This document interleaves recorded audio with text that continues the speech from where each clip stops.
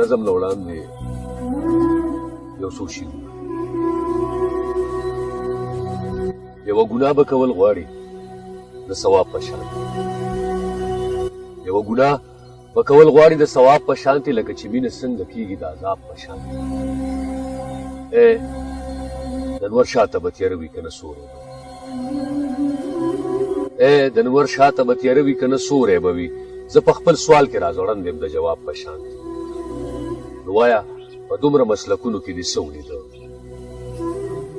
وایه په دومره مسلکونو کې دې څه ولیده چې د هر تاره دې ټنګ خیجي د مزراب په شانتې. د نظم عنوان دی معیوبه لور. د وخت څپېړې که هر څو مې غېږ کې ونغښتلې رسوله، د وخت څپېړې که هر څو مې غېږ کې ونغښتلې او خپلې نیستی لکه مې سر او سڼه ډېره وکړه. بدو حالاتو نه به داسې بې وسی تېرولم لکه چې څرنګې غنم د جرندې پل نه وځي. غنم د جرندې پل نه وځي او ضرورتونو هم بې ځایه رانه جبې وکړې چې چونګ وړو نه خورم، لپې لپې خاورې وخورم چې د معذورې لور ارمان نه کړی شي. د خپل ویرجن داستان دا لنډه کیسه چاته وکم چې یوه ورځ خپله معذوره لور مې ښار ته بوتله. د دم درود او د سختونو نه واپس چې راتلو، هغې زما د لاس لستوڼی ما نه کلک کړ.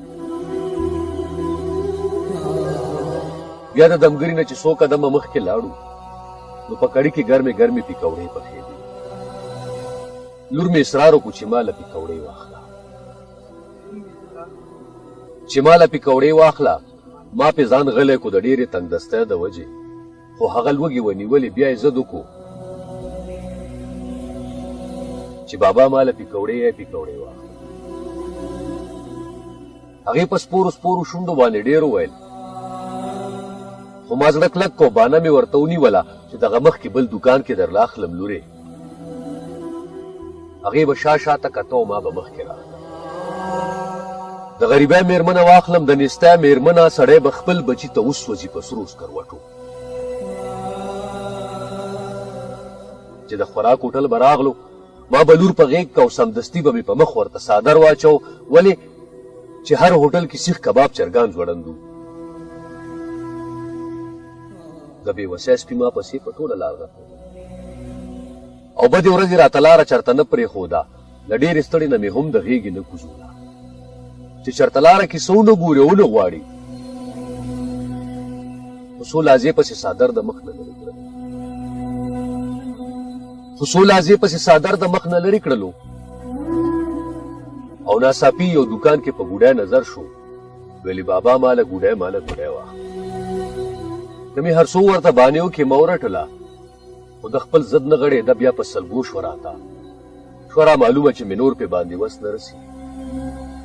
څه په چلول مې ترې د سترګو چشمې لرې کړلې. چشمې مې ځمکې ته خطا کې ما پې خپه کېښوده چې په بازار کې بیا ګوډی ته چرته ونه ګوري. ما د دې ویرې د معذورې لور چشمې ماتې.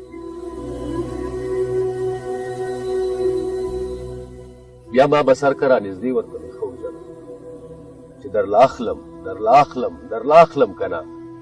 هغې وړو وړو سلګو کې ویل ګوډی نه اخلم. ماله چشمې واخله بابا، ماله چشمې واخله بابا، ماله چشمې واخله.